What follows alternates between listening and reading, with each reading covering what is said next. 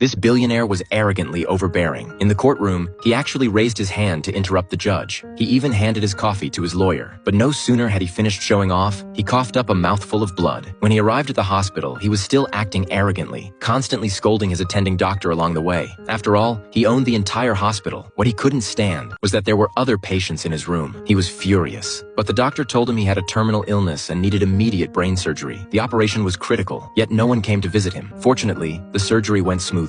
He looked at Mark by the bedside, seeing that every day either his wife came to take care of him or his son came to keep him company. William didn't say it out loud, but he felt envious inside. He deliberately had his assistant bring in exotic delicacies, trying to show off. But in the end, it was still him who suffered, vomiting in the bathroom. The only thing they had in common was the pain of chemotherapy. Because of this shared suffering, William finally let go of his arrogance and started to get to know Mark. They played cards together, took walks together, and gradually became friends. Until one day, the doctor brought bad news. They had at most 1 year left to live. Upon hearing this, they were instantly silent. Mark sadly tore up the notes he had written. The next morning, William picked up the paper from the floor and found that it was Mark's bucket list. Looking at each ordinary wish, he joked about Mark being boring while adding a few of his own, like skydiving and kissing the woman he loved most. Mark couldn't help but laugh, but William seriously said he wanted to complete the list together with him. After all, they didn't have long to live, so why not make the last days exciting? Besides, money was no concern. It was the only thing William had left. Mark was tempted by the idea, but just then, his wife came to the hospital, insisting on transferring him for further treatment. Mark refused outright, telling her he was going to travel the world with William. His wife left the hospital in anger. Although Mark had made up his mind, William couldn't help asking, "Will you hate me?" And just like that, their plan officially began.